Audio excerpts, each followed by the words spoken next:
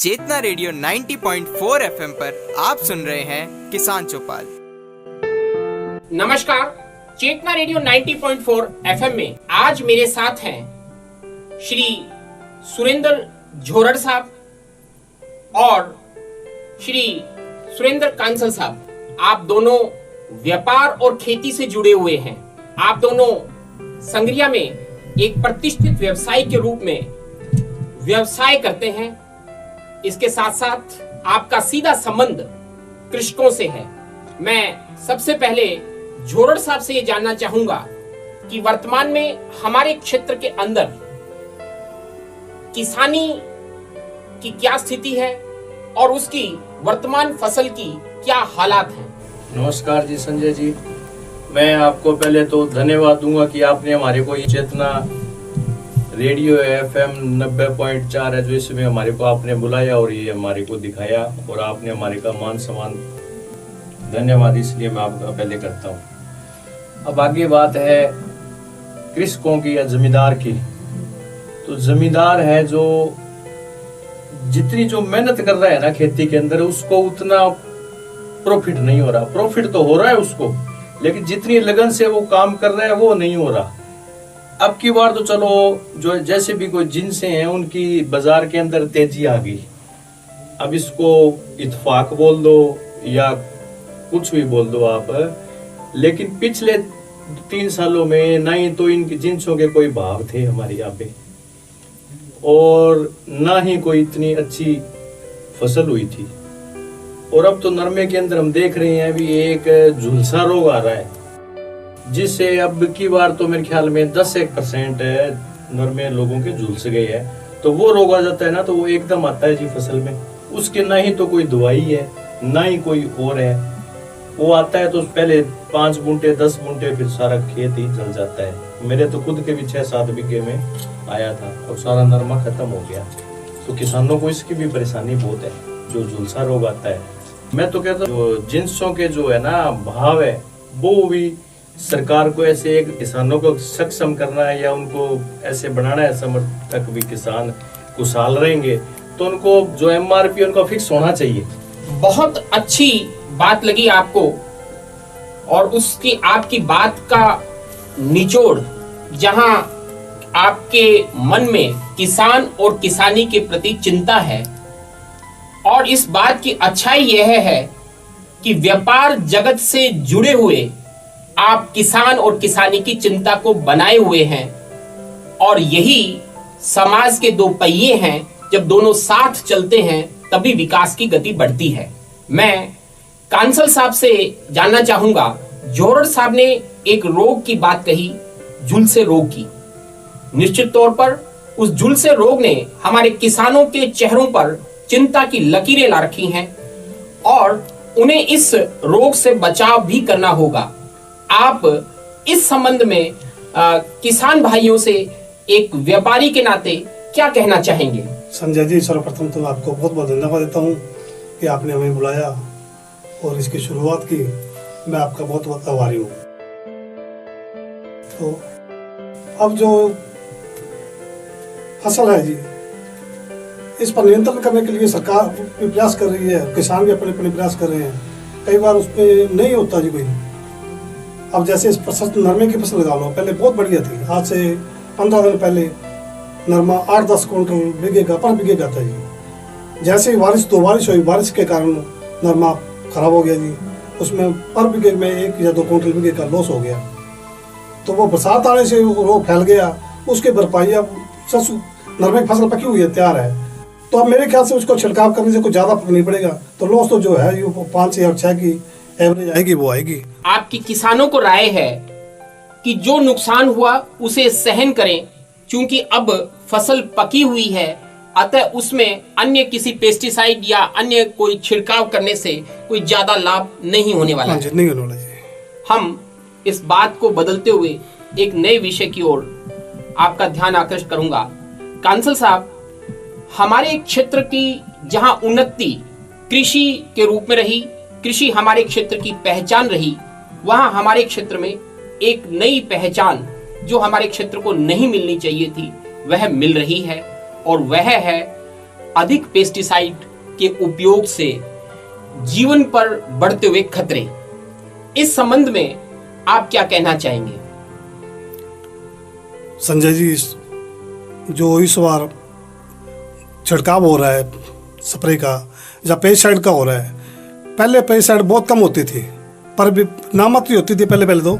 उसके बाद लोग आधा बीघा यूरिया या 1 गट्टा यूरिया, अब इतना बढ़ गया इसका कि 2-2, 2.5, 3-3 गट्टे यूरिया डल रही है जी, DAP बहुत डल रही है। तो इससे जो शारीरिक नुकसान बहुत हो रहे हैं। सरकार भी प्रयास कर रही है कि इसका कम से कम प्रयोग हो, और मैं किसानों से भी यही बात करना चाहूँगा कि धीरे धीरे 1-1, 2-2, 4-4 बीघे की बिना स्प्रे की जैविक खेती की जाए, ताकि आप वो उसका रेट भी ऊंचा मिलेगा और नुकसान भी नहीं, किसी को स्वास्थ्य नुकसान भी नहीं होगा। तो मेरे किसानों से अपील है कि वो को कम से कम यूरिया डालें, DAP डालें, धीरे धीरे घटाएं इसको, और हो सके तो जैविक खेती का इस्तेमाल करें, ताकि स्वास्थ्य नुकसान ना हो, जो खर्चा है उससे भी बचा जा सके। कांसल साहब ने हमारा ध्यान दिलाया है जैविक खेती की ओर। मैं झोरड़ साहब किसानी से भी जुड़े हुए हैं, मैं उनसे जानना चाहूंगा कि जैविक खेती के हमारे क्षेत्र में क्या क्या संभावनाएं हैं। जैविक खेती का ऐसे है संजय जी, भी अगर अपने ऐसे चाहें भी, आज हम कोई काश्तकार है जो हमारे जमींदार भाई है वो सारे खेती करने लग जाएं, जैविक खेती करने लग जाएं, तो ये तो मेरे हिसाब से संभव नहीं होगा। क्योंकि जैविक खेती करते हैं तो मैं खुद 1-2 बीघे 3 बीघे मैं खुद करता हूँ, तो उसमें मैं जैसे 2-3 बीघे ज़मीन मैंने रख रखी है जिसमें मैं घर के लिए गेहूँ बोता हूँ, तो उसमें मेरे 3-4 क्विंटल गेहूँ होती है बीघे की। तो इसलिए अगर हमारे जमींदार भाई सारे जैविक खेती करने लग गए तो उनका खर्चा कैसे पूरा होगा, और वो पूरे भी नहीं आएंगे, नहीं कोई सक्षम होगा कोई जमींदार। इसलिए कोई जो बड़ा जमींदार है वो 1-2 बीघे करता है, लेकिन अपने इसको जैविक खेती करने के लिए धीरे धीरे अगर अपने प्रयास करेंगे सभी भाई, तो मेरे को लगता है भी आने वाले 10-15 साल में हम इसमें कामयाब हो जाएंगे। और उसके बाद में जैसे अगर 5-7 साल हम जैविक खेती ना करते हैं तो उस जमीन में भी ऑटोमेटिक है ना फसल उतनी ही होने लग जाती है वापस। उसमें फिर वो जो आज हम रे स्प्रे गेर के जो जितना उसका वजन ले रहे हैं, अगर जैविक खेती हम 7 साल लगातार कर देंगे ना, तो 8वें साल उसके अंदर ऑटोमेटिक उतना ही झाड़ उत्पन्न हो जाएगा जितना आज हमारे को रे स्प्रे में हो रहा है। और किसान भाइयों को पता भी है, लेकिन वो चाह के भी कर नहीं सकते। लेकिन मैं आपको बताऊं, अब इस 2 साल हो गए मेरे ख्याल से, मेरे को ऐसे लग रहा है जो नरमा कपास में जो पहले पेस्टिसाइड जितना होता था उससे अब बहुत घट गया है। रासायनिक खेती की और पेस्टिसाइड के बढ़ते उपयोग से हम सब चिंतित हैं, चाहे किसान की बात करें चाहे व्यापारी की बात करें, लेकिन मसला लाभ से जुड़ा हुआ है। जब तक एक किसान को पूर्ण लाभ नहीं मिलेगा, वह रासायनिक खेती या पेस्टिसाइड की खेती को छोड़कर जैविक खेती की ओर प्रोत्साहित नहीं होगा। इसलिए सरकार और समाज दोनों का यह उत्तरदायित्व है कि यदि हम अपने जीवन को स्वस्थ रखना चाहते हैं और उसके लिए जैविक खेती को प्रोत्साहित करना चाहते हैं, तो हमें किसान की आजीविका के स्रोतों को भी बढ़ाना होगा। मैं कांसल साहब से एक नए विषय की ओर आता हूं। वह हमारा विषय है कि हम 2 सालों से कोरोना वायरस के संक्रमण के कारण बार बार लॉकडाउन देख रहे हैं, बहुत सी व्यवस्थाएं प्रभावित हुई हैं। आप एक व्यापारी के नाते व्यापार पर कोरोना वायरस के संक्रमण के कारण पड़े कुप्रभाव का आकलन कैसे करेंगे? संजय जी, मैं आपको बता दूं, कोरोना वायरस से जो नुकसान हुआ है, जो जीवन का आर्थिक नुकसान हुआ है, जीवन का जाने चले गई लोगों की, वो तो एक चली गई। उसके बाद में जो आर्थिक नुकसान हुआ है व्यापारी वर्ग की, क्या है, महीना 2-2 महीने दुकानें बंद रही है, 2-2 महीने या महीने में दुकान बंद रहने से दुकान को किराया पड़ गया। उनके जो उनके दुकान पर काम करते थे आदमी कर्मचारी, उनका तनख्वाह खर्चा पड़ गया, प्लस उनके घर का खर्चा जो उनका पड़ गया। तो वो आज उनकी स्थिति ऐसी हो गई है कि वो दुकान करने में सक्षम नहीं है। अब वो सरकार की ओर देख रहे हैं कि हमें कुछ ना कुछ मिले ताकि हमारा रोजगार चले। छोटा जो दुकानदार है जी, बहुत दुकानदार, छोटे दुकानदार ऐसे हैं जो इस कोरोना वायरस में उनकी स्थिति बहुत नाजुक हो चुकी है। बहुत ही आपने एक मार्मिक बात को रखते हुए सरकार से यह अपेक्षा की है कि वह छोटे व्यापारियों के लिए भी राहत का पैकेज दे। मैं झोरड़ साहब से कहूंगा कि वह इस क्षेत्र के और व्यापारियों के लिए क्या संदेश देना चाहेंगे। एक सामान्य संदेश जो किसी भी बारे में आप किस तरह से जो आज वर्तमान में कोरोना वायरस के संक्रमण के कारण परिस्थितियां उत्पन्न हुई हैं, उससे हमारा जो क्षेत्र का नागरिक है, व्यापारी है, वो किस तरह से उभरे?